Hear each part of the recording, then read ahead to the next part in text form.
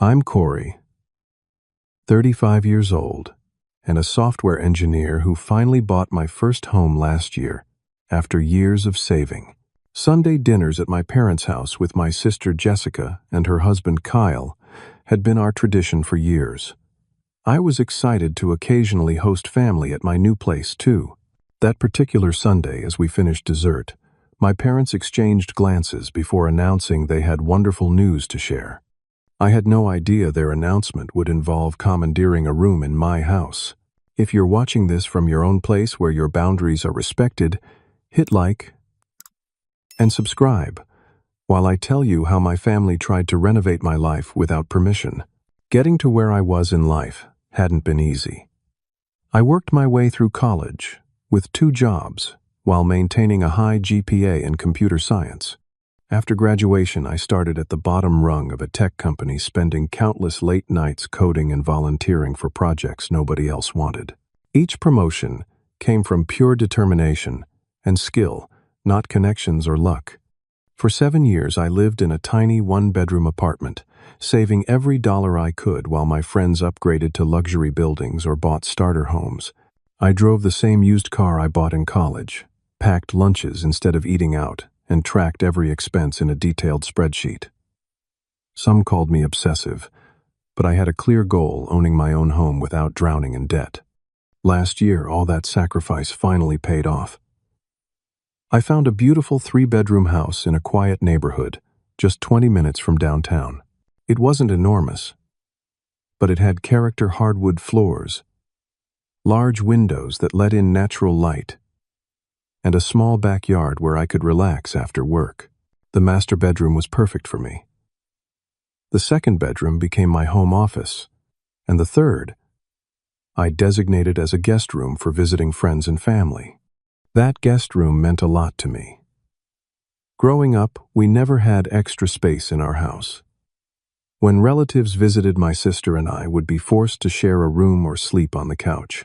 I'd always dreamed of having a dedicated space where guests could stay comfortably. I furnished it with a queen-sized bed, high-quality linens, a reading lamp, and even a small writing desk. On the walls, I hung calming landscape photographs I'd taken during hiking trips. It was simple but welcoming, exactly what I wanted. My relationship with my parents, Robert and Nancy, had always been complicated. They provided a stable home and encouraged education. But they also had strong opinions about how I should live my life. When I chose computer science instead of medicine, they expressed disappointment for months. When I dated someone they didn't approve of, they'd make subtle digs until the relationship inevitably ended. They meant well, but boundaries weren't their strong suit. Jessica, my younger sister by 7 years, and I had been close as kids despite the age gap. I protected her from bullies, helped with homework, and taught her to ride a bike. But as adults, we drifted apart. She followed the path our parents approved of: nursing school, marriage to Kyle, a financial advisor our parents adored at 26, and a life of family gatherings and social events. I focused on my career and valued my independence, which sometimes made me the black sheep at family functions. 2 months ago, I received a promotion to senior software architect, which came with a substantial salary increase. After years of financial caution, I finally felt secure. I decided to host a housewarming party, inviting close friends, colleagues, and family to celebrate both my new home and promotion. That was the first time my family saw my place. My mother walked through each room, making comments about decor choices and suggesting different furniture arrangements. My father inspected the water heater and air conditioning unit, listing improvements I should make. Jessica seemed genuinely happy for me, while Kyle asked invasive questions about the purchase price and my mortgage rate. When they reached the guest room, my mother paused longer than necessary. "This is such a large room to just sit empty." Most of the time, she remarked, measuring the space with her eyes. "It's not empty, Mom. It's fully furnished for guests," I explained. "But how often will you actually have overnight guests?" "Once every few months." "Seems wasteful." My father nodded in agreement. You could turn this into something more practical. A home gym, maybe." I laughed it off. "I like having a place for friends and family to stay. Plus, now you guys can visit and stay over sometimes." "Such a large space," my mother repeated almost to herself. I didn't think much of these comments at the time. I was used to my parents having opinions about my choices. Little did I know they were already formulating plans for my guest room that had nothing to do with my preferences. The weeks after my housewarming party were busy with my new responsibilities at work. I was leading a team developing a new software platform, which meant longer hours and more pressure. Sunday, dinners at my parents' house became my main social outlet. A few hours where I could disconnect from work and enjoy a home-cooked meal. Jessica and Kyle were always there too, our parents' perfect children who followed all the traditional milestones on schedule. They'd bought a starter home with my parents' help for the down payment, joined the right social clubs, and volunteered for causes my parents supported. While I sometimes felt judged by comparison, I was generally happy with my different path and the independence I'd earned. Looking back, I should have noticed the signs. The Sunday before the announcement, Jessica barely touched her wine and exchanged secretive smiles with Kyle throughout dinner. My parents seemed unusually interested in my work schedule and how often I traveled. But I was preoccupied with a challenging project and missed these subtle clues about what was coming. The Sunday dinner that changed everything started normally enough. I arrived at my parents' suburban home at 5:30, bringing a bottle of wine as usual. The familiar smell of pot roast filled the house, and football played on the television where my dad and Kyle were already discussing the game. Jessica was helping Mom in the kitchen, both wearing aprons over their Sunday best. "Corey, perfect timing," my mother called out. "Dinner's almost ready. Can you set the table?" The dining room table was already covered with the good tablecloth, the one reserved for special occasions. Crystal glasses instead of the everyday ones.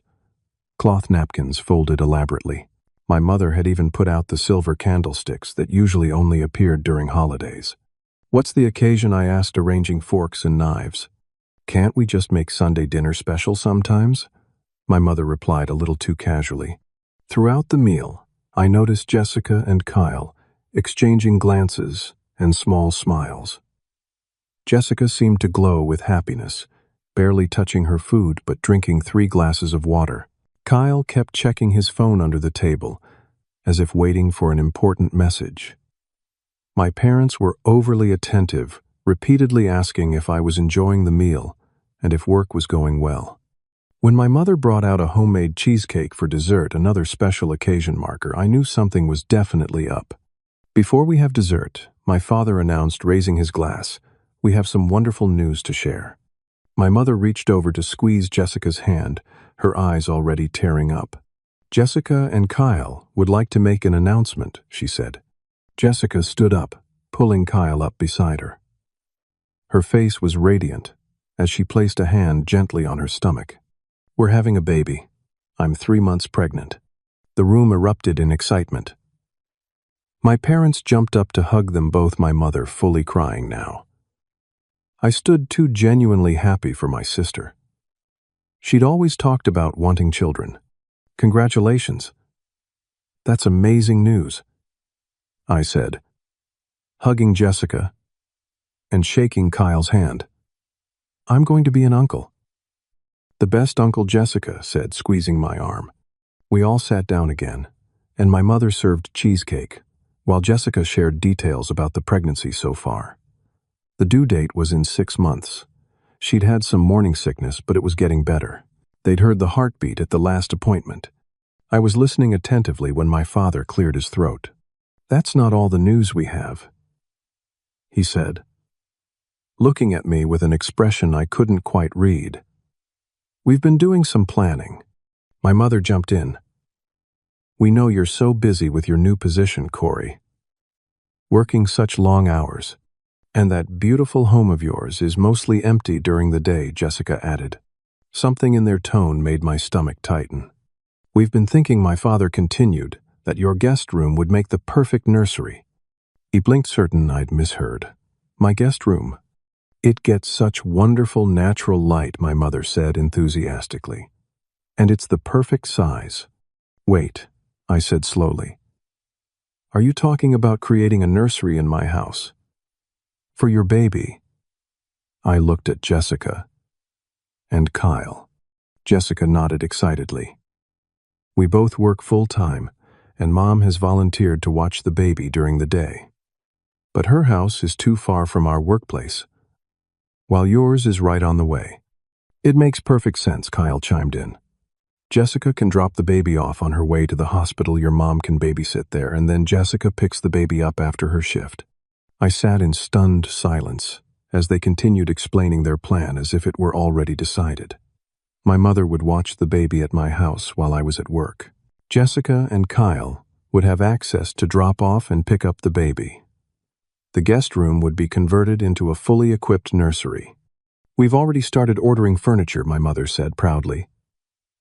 "Found the most beautiful crib on sale." Jessica pulled out her phone, swiping through photos. "Look at these options. We're thinking the white one with the changing table attached. And this rocking chair would fit perfectly in the corner by the window." "I had them ship everything to your address," my father added, "since that's where it's all going anyway." Kyle leaned forward. "I've got a buddy who does painting. He can come by next weekend to do the walls. We're thinking a light green, gender neutral." They all looked at me expectantly, waiting for my enthusiastic approval. The room seemed to spin slightly as I struggled to process what they were saying. They had made elaborate plans for my house, ordered furniture to my address, and scheduled renovations, all without asking me first. The silence stretched for several seconds. "You don't look excited," Jessica said, her smile faltering. "Don't you want to be part of your niece or nephew's life?" my mother added. I set down my fork, the cheesecake untouched. "I think there's been a misunderstanding. You can't just decide to convert a room in my house without asking me." The temperature in the room seemed to drop 10 degrees. "We thought you'd be happy to help my father," said his voice hardening. "Of course, I want to be involved in the baby's life," I clarified, trying to stay calm. "But turning my guest room into a full-time nursery is a major decision that affects my home and daily life. That's something you need to discuss with me before making plans." Jessica's eyes welled with tears. "You don't want the baby to have a special place at your house." "That's not what I said. I just mean you can't make these decisions about my house without me." "Family helps family," my mother stated firmly. "Your sister needs support during this time." "And I'm happy to support her," I insisted. "But there are boundaries. You can't rearrange my house without my permission." Kyle scoffed. "It's just a guest room that sits empty most of the time. What's the big deal?" "The big deal is that it's my house," I said, my voice rising despite my efforts to stay calm. "My space. My decision." The argument escalated quickly after that. My parents expressed shock at my selfishness. Jessica cried about how she thought I'd be excited to be involved. Kyle made snide comments about my priorities. Throughout it all, no one acknowledged the fundamental issue: they had made significant plans involving my property without consulting me. After 20 minutes of circular arguments, I stood up. "I need to go. We can talk about this another time when everyone's calmer." "If you walk out now, you're showing exactly how little your family means to you," my father warned. I grabbed my jacket anyway. "I'm not discussing this further tonight. I'll call tomorrow." As I drove home, my hands shook on the steering wheel. Part of me wondered if I was overreacting. Was I being selfish? Shouldn't family come first? But another stronger part felt violated. My home was the one place that was entirely mine, that I'd worked so hard for. They had no right to rearrange it without my input. The next morning, a delivery truck pulled up to my house before I left for work. The driver carried a large box labeled "Dream Baby Deluxe Crib" with changing station to my doorstep. The shipping label had my address but Jessica's name. I called my parents immediately. You need to cancel all the baby furniture orders you've sent to my address, I said when my mother answered. Corey, you're being ridiculous. Just give us your garage code, and we can have everything stored there until the room is ready. No, Mom. I'm not giving you my garage code, and the room isn't going to be ready because there isn't going to be a nursery in my house. You need to respect that this is my decision. She hung up on me. 10 minutes later, my father called to tell me I was breaking Jessica's heart and that I needed to grow up and think about someone besides yourself for once. The battle lines had been drawn. 3 days after the Sunday dinner disaster, I arrived home from work to find my parents' car and Jessica's SUV parked in my driveway. For a moment, I considered driving past and coming back later. But this was my house. I shouldn't have to avoid my own home. They must have been watching for me because the front door opened as soon as I pulled in. My mother stepped out, smiling as if nothing had happened. There you are. We were wondering when you'd get home. I took a deep breath before getting out of the car. You should have called before coming over. We tried, but you haven't been answering our calls, my father said, appearing behind my mother. That was true.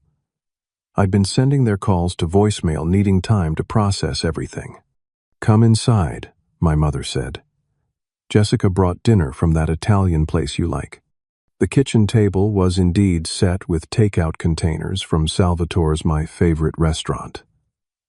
Jessica and Kyle sat at the table. Jessica's eyes puffy as if she'd been crying. We thought we should talk in person, my father explained, guiding me to a chair. Clear the air. I sat down warily. There's nothing to clear up. I've made my position clear. You can't convert my guest room into a nursery. Jessica dabbed at her eyes with a napkin. Corey, this baby means everything to us. We want him or her to be close to family, to have special places in the homes of people who love them. And I'll welcome my niece or nephew when you visit, I assured her. But what you're proposing goes way beyond that.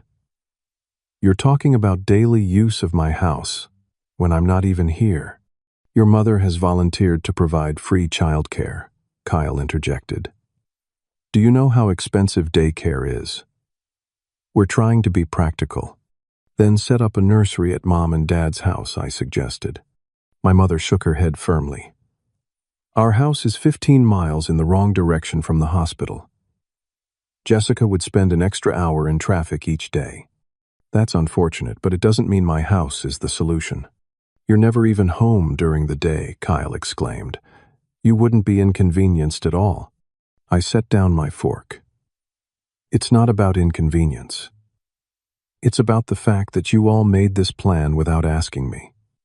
You ordered furniture to my house. You scheduled painters. You decided how my space would be used without my input. We knew you'd be difficult about it, my father muttered. Difficult. Is that what you call wanting basic respect for my home and boundaries? Jessica reached across the table to touch my hand.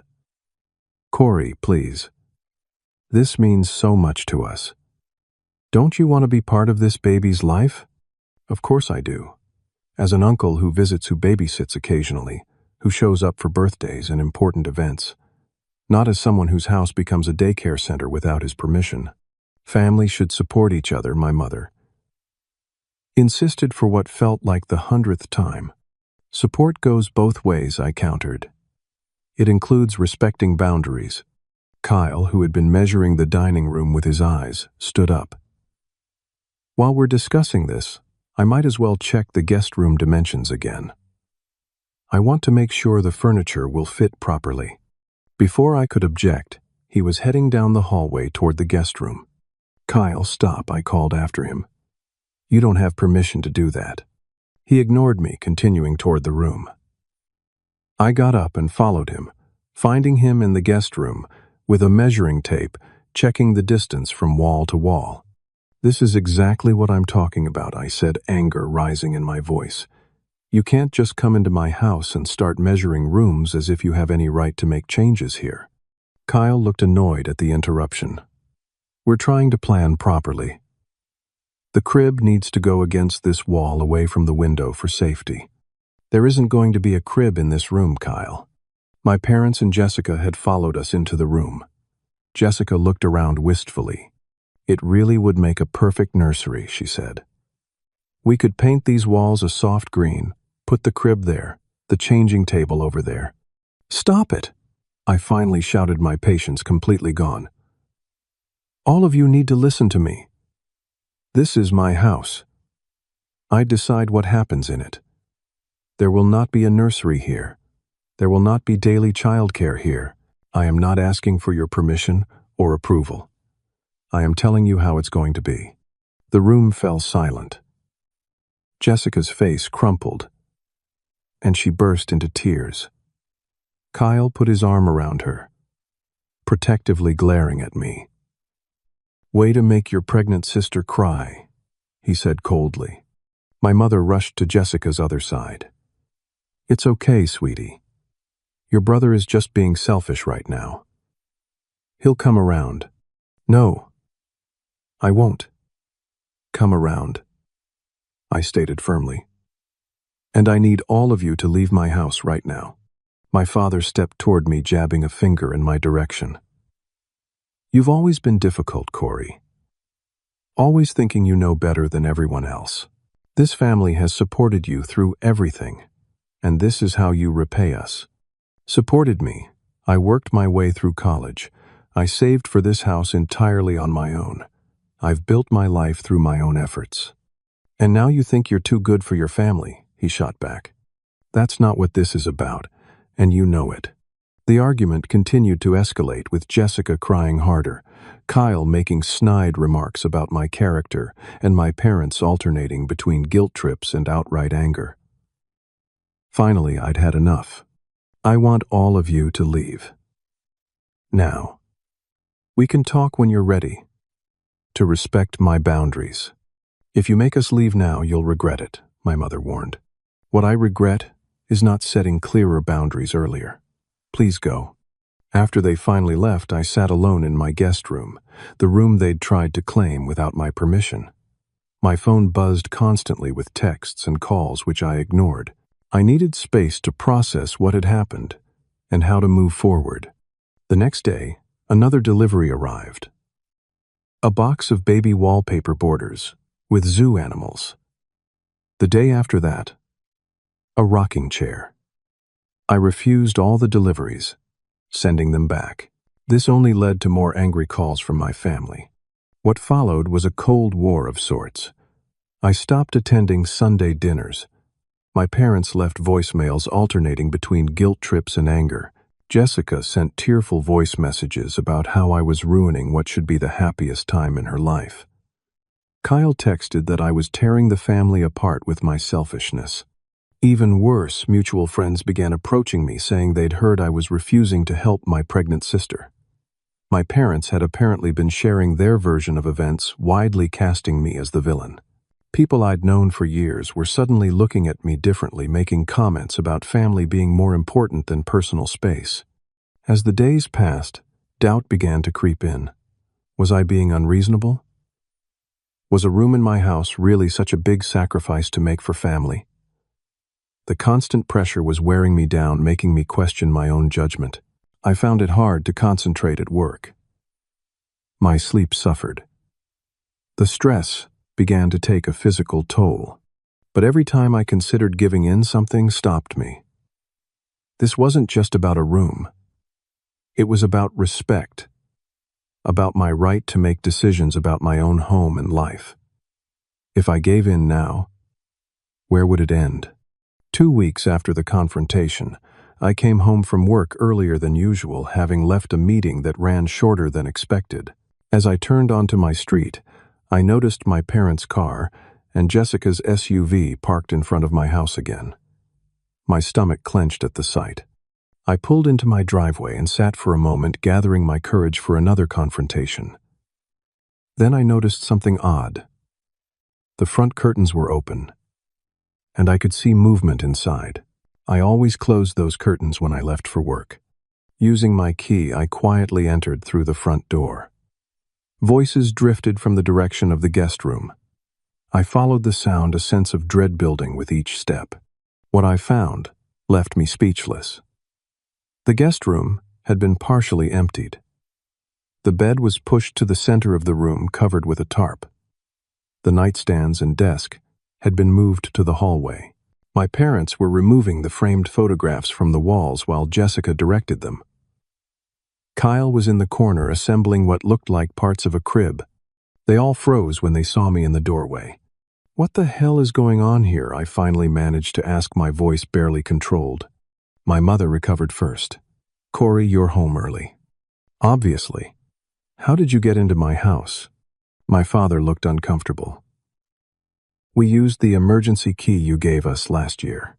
The betrayal cut deep. I'd given them that key for actual emergencies, not for invading my home when I wasn't there. "You used my emergency key to break into my house and rearrange my furniture without permission." "We weren't breaking in," Jessica protested. "We were just helping get things ready since you've been so busy. Ready for what I've repeatedly told you. There will not be a nursery in my house." Jessica exchanged glances with Kyle before looking back at me with excitement that seemed bizarrely inappropriate given the situation. "We found out yesterday," she said, placing a hand on her stomach. "It's twins. A boy and a girl." She continued as if this news would somehow change everything. "So we definitely need the extra space now. One crib isn't going to be enough. And we'll need 2 of everything." I stared at her in disbelief. "Congratulations on the twins, but that doesn't change anything about this situation. You still can't convert my guest room." Kyle stood up from where he'd been assembling the crib. "Come on, Corey. Be reasonable. Your sister is having twins. Your parents are offering free childcare. We need a space that works for everyone." "This space," I said, gesturing around me, "is my house, not a community resource for the family to allocate as you see fit." My mother stepped forward, trying a different approach. "Honey, we were just trying to help since you're so busy with your new position. We thought we'd surprise you by having everything ready." "A surprise?" I laughed bitterly. "You thought I'd be surprised and happy to come home and find my guest room transformed into a nursery after I explicitly said no multiple times. You're making this into a bigger deal than it needs to be," my father said dismissively. Something snapped inside me. The violation of my space, the complete disregard for my clearly stated boundaries, the manipulation and guilt trips, it was all too much. "I want all of you out of my house right now," I said, my voice shaking with anger. "And I want my emergency key back." Jessica started crying again. "You're being so cruel. We're just trying to prepare for the babies." "Prepare for them in your house," I insisted, "not mine." "We're family," my mother protested. "Family helps each other. Family respects each other," I countered. "Family doesn't invade each other's homes and rearrange furniture without permission." Kyle put his arm around Jessica protectively. "Come on, babe. We don't need to stay where we're not wanted." Jessica looked at me through her tears. "I can't believe you're doing this. You obviously care more about your precious house than your family, than your own niece and nephew." She stormed out, Kyle following close behind. My parents lingered, looking disappointed and angry. "If this is your choice," my father said gravely, "then don't expect to be included in family gatherings going forward. You can't reject your responsibilities and still expect to be welcomed." "My responsibility is not to provide a room in my house for your convenience," I replied. "My key, please." My mother reluctantly handed over the emergency key, tears streaming down her face. "You'll regret this decision, Corey. Someday you'll look back and realize what you've thrown away." After they left, I surveyed the damage. The guest room was in disarray, partially prepped for painting. Crib parts lay scattered in one corner. A box of baby bedding sat unopened by the window. It would take hours to put everything back the way it was. That night I changed all the locks on my house and installed a security system with cameras. I blocked my family's numbers, temporarily needing space from their constant guilt trips and manipulation. The silence that followed felt both painful and necessary. The isolation was complete. No Sunday dinners, no family calls. Friends who had been influenced by my parents' version of events kept their distance. I threw myself into work, spending longer hours at the office to avoid coming home to an empty house that now felt tainted by the violation of my boundaries. Depression set in, making it hard to find joy in anything. I questioned myself constantly. Was I throwing away my family relationships over something trivial? Was I being stubborn and selfish? The doubt ate at me, affecting my sleep, my appetite, my ability to concentrate. But beneath the doubt and pain was a certainty: what my family had done was wrong. They had disrespected my boundaries, invaded my space, and tried to manipulate me into complying with their wishes. Giving in wouldn't solve the underlying problem of their disregard for my autonomy. I needed to find a way forward that honored both my boundaries and the family relationships I still valued, despite everything. One evening, about 3 weeks after the break-in incident, I met my best friend Tony for drinks after work. We'd known each other since college, and he was one of the few people who hadn't taken sides in the family drama. "You look terrible," he said bluntly as I slid into the booth across from him. "Thanks," I replied dryly. "That's exactly what I needed to hear. Seriously, when was the last time you slept properly? You've got bags under your eyes that could pack for a 2-week vacation." I sighed, running a hand through my unwashed hair. Sleep isn't coming easily these days. Tony ordered us both beers and leaned forward. "Talk to me. What's really going on with your family? I've heard their side from mutual friends, but I want yours." For the next hour, I poured out the whole story, from the initial announcement to finding them in my house, rearranging furniture. Tony listened without interrupting, his expression growing increasingly concerned. When I finished, he was quiet for a moment, processing everything. "Your family crossed some serious lines," he finally said. "Breaking into your house. That's not normal family behavior, no matter how they try to justify it." Relief washed over me at his validation. "So you don't think I'm overreacting?" "Hell no. If anything, you've been more patient than most people would be." He took a sip of his beer before continuing. "But this is destroying you, man. You need to find a way to resolve it for your own well-being, if nothing else." "I don't know how," I admitted. "They won't respect my boundaries, and I can't just give in." "Have you considered talking to someone professional about this? A therapist, maybe?" I'd thought about it, but had been hesitant to take that step. It felt like admitting defeat somehow. But looking at Tony's concerned face, I realized I needed more help than friends alone could provide. "I'll think about it," I promised. 2 days later, I was sitting in Dr. Wilson's office, a therapist specializing in family dynamics. She was an older woman with kind eyes and a direct manner that put me at ease immediately. "Tell me why you're here, Corey," she said after the initial pleasantries. I gave her the condensed version of the family conflict. She listened attentively, occasionally making notes. "What you're describing is a pattern of boundary violations," she said when I finished. "Has your family disregarded your autonomy in other ways before this incident?" The question made me pause and reflect. Yes, I realized. Throughout my life, actually. We spent the session exploring past incidents: my parents pressuring me to change my college major, their interference in my relationships, their habit of making decisions for me and expecting compliance. The nursery situation wasn't an isolated incident, but part of a long-standing pattern. Setting boundaries isn't selfish, Dr. Wilson assured me. It's necessary for healthy relationships. Your family is used to you eventually giving in to their demands. They're reacting strongly now because you're disrupting that pattern. So what do? You need to be absolutely clear about your boundaries and the consequences if they're violated. Then you need to follow through consistently. Over the next few sessions, we developed strategies for communicating with my family and standing firm against manipulation tactics. I began to see their behavior more clearly for what it was: not normal family dynamics, but unhealthy control patterns that needed to change if we were to have any relationship going forward.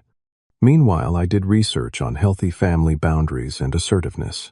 I read books, joined online forums for people dealing with similar issues, and practiced responses to the common guilt trips and manipulation tactics my family used. As I gained clarity and confidence, the depression began to lift. I stopped questioning my right to make decisions about my own home.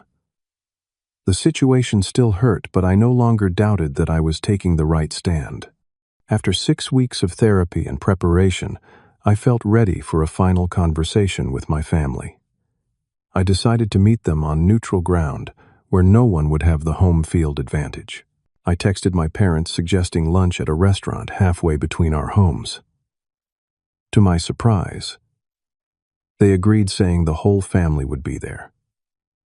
I spent the night before the meeting rehearsing what I wanted to say, focusing on being clear and firm without unnecessary anger. This wasn't about punishing them, but about establishing healthier patterns for the future if that was possible. The morning of the meeting, I felt calm and prepared.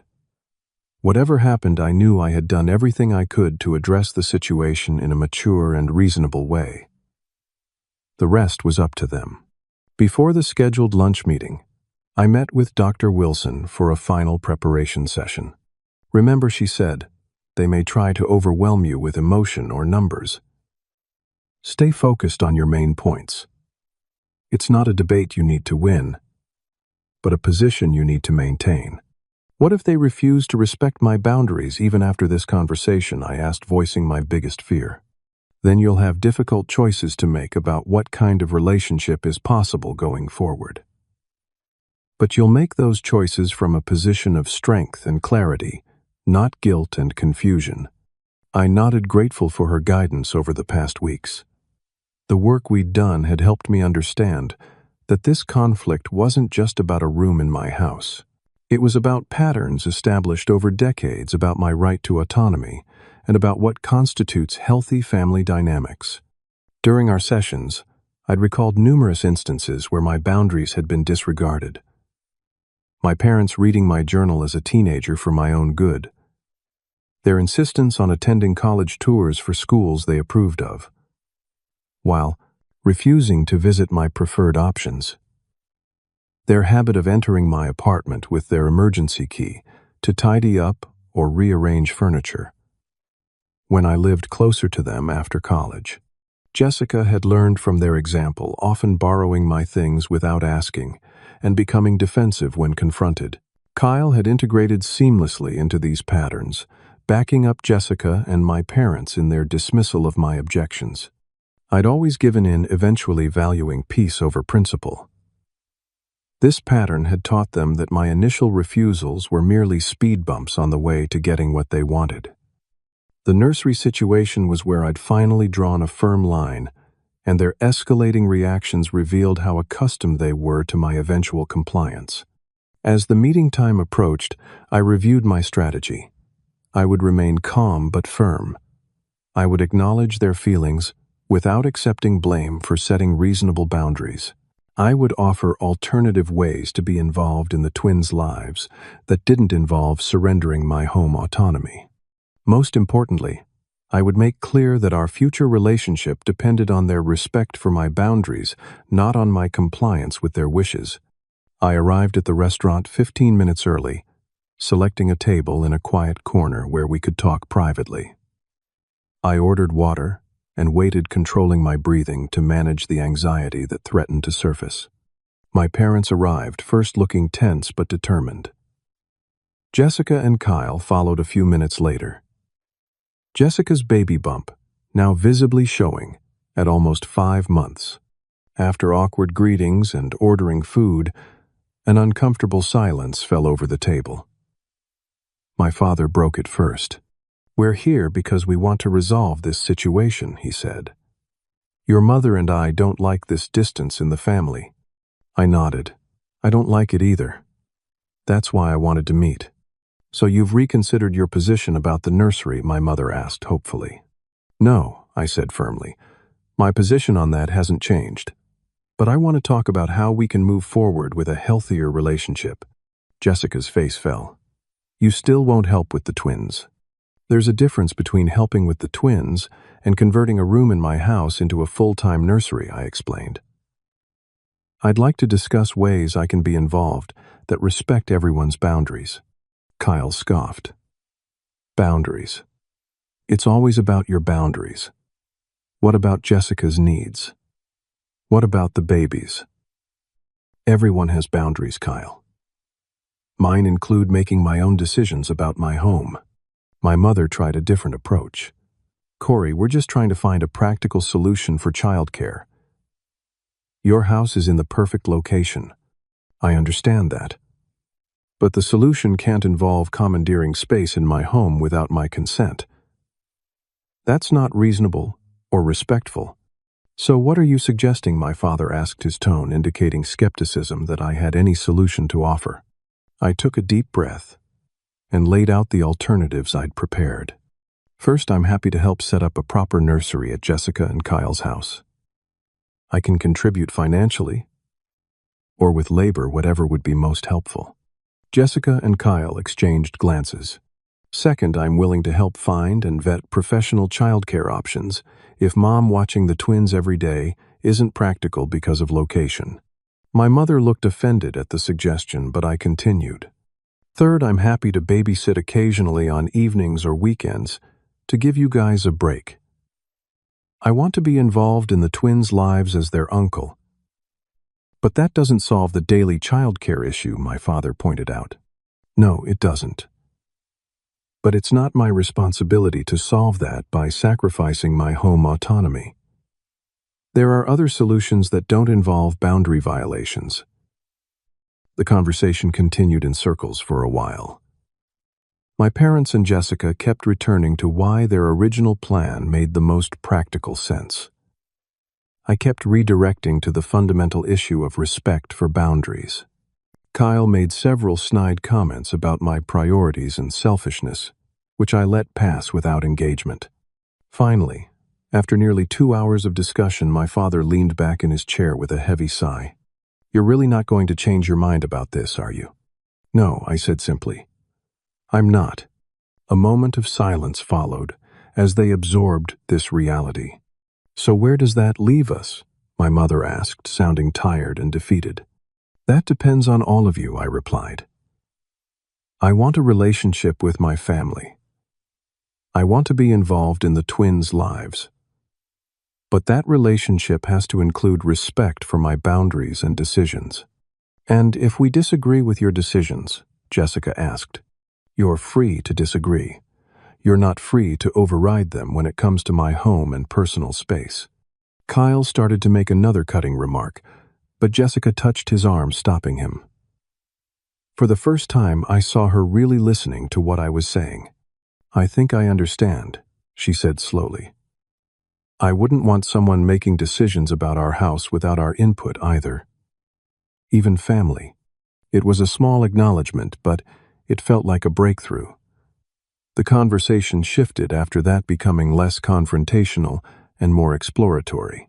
We didn't reach any firm conclusions, but they seemed to be at least considering my perspective rather than simply trying to overcome my resistance. As we prepared to leave, my mother hugged me tentatively. We miss you at Sunday dinners, she said. I've missed them too, I admitted. But things need to change if I'm going to come back. We'll work on it, she promised, though. Whether she fully understood what needed to change remained to be seen. It wasn't a perfect resolution, but it was a beginning. As I drove home, I felt lighter than I had in weeks. Whatever happened next, I had stood my ground and expressed my needs clearly. The rest was up to them. In the months following our restaurant meeting, my relationship with my family gradually began to heal, though not without occasional setbacks. My parents made visible efforts to respect my boundaries, calling before visiting, and asking rather than assuming when it came to plans that involved me. Jessica and Kyle faced the reality of finding alternative childcare arrangements. After exploring options, they converted their home office into a nursery and arranged for my mother to watch the twins at their house 3 days a week, with a part-time nanny filling in the other 2 days. I kept my promise to help, spending a full weekend helping Kyle paint the nursery in their house and assembling furniture. It was the first time he and I had worked together on anything, and the shared project helped ease some of the tension between us. "This color looks better in your space anyway," I commented as we finished painting the walls a soft green. Kyle nodded, offering a rare moment of concession. "The lighting is better in here for a nursery. Less glare on this wall where the cribs will go." It wasn't an apology, but it was an acknowledgement that this solution could work, maybe even work better than their original plan. The first time I returned to Sunday dinner was awkward but civil.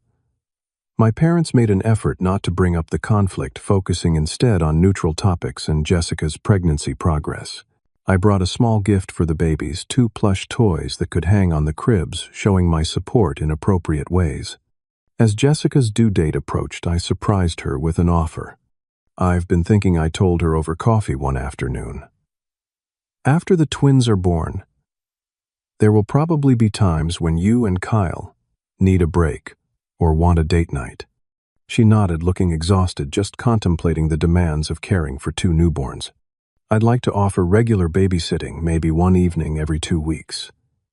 You could drop them at my place, have some time to yourselves, and pick them up the next morning." Her eyes widened. "You'd do that after everything? They're my niece and nephew." "Of course. I want to be involved in their lives, just on terms that work for everyone." The relief and gratitude on her face made me realize she'd been worried I'd remain distant from her children because of the conflict. The offer seemed to ease something in her. "That would be amazing, Corey. Thank you."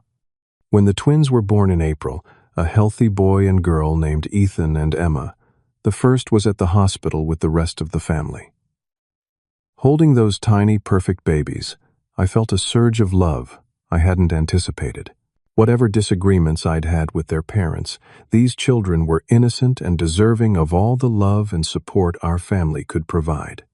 In the months that followed, I kept my promise of regular babysitting. I set up a small area in my guest room with portable cribs and basic supplies, sufficient for occasional overnight stays, but not a full-time nursery. This compromise felt right, allowing me to be an involved uncle while maintaining appropriate boundaries. The transformation in my family's dynamics wasn't instant or complete, but it was significant. My parents began to ask rather than tell when it came to plans or expectations. Jessica showed new respect for my space and decisions. Kyle remained the most resistant to change, but made efforts for Jessica's sake, if nothing else. 6 months after the twins' birth, we gathered at my house for a small celebration of their half-birthday. It was the first family gathering I'd hosted since the conflict began. As we sat in my living room watching the babies play on a blanket, my mother turned to me. "You know, Corey, I've been reflecting on everything that happened last year. I think I owe you an apology." The room quieted. This was the first direct acknowledgement of the conflict from any of them. "We should have asked you about the nursery idea, not assumed or planned behind your back. It was disrespectful, and I'm sorry." Her sincerity caught me off guard. I'd hoped for a shift in behavior but hadn't expected an explicit apology.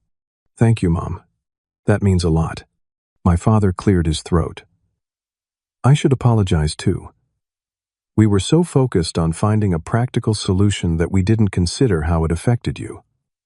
That wasn't right." Jessica bounced Ethan gently in her arms. "And I'm sorry for the emotional manipulation. The crying. The guilt. Trips. It wasn't fair to you." Kyle remained silent, but he gave a small nod that suggested at least partial agreement with the others. "I appreciate that," I said, genuinely moved. "I know you all had good intentions. You wanted what was best for the twins, but it's important that we respect each other's autonomy, even when we're trying to help." "We're learning," my mother said with a small smile. And they were. Our family dynamic was shifting towards something healthier, with more communication and respect for boundaries. It wasn't perfect, and old habits sometimes resurfaced, but the direction of change was positive.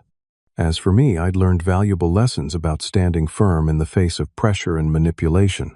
I discovered that setting boundaries, while difficult and sometimes painful in the moment, created the foundation for more authentic relationships in the long run.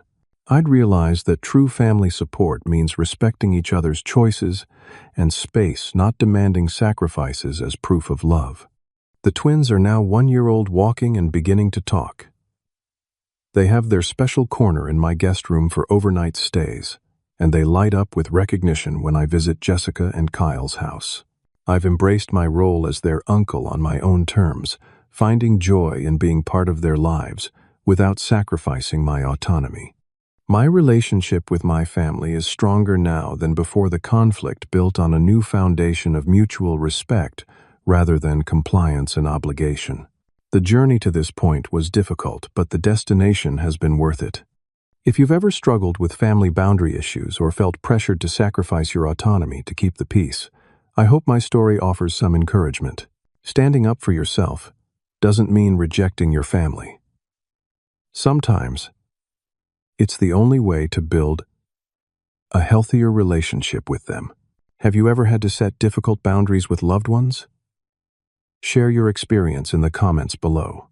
And if this story resonated with you, please like, subscribe, and share it with someone who might need to hear that it's okay to have boundaries even with family. Thank you for listening to my journey, and I wish you strength and clarity in navigating your own family dynamics.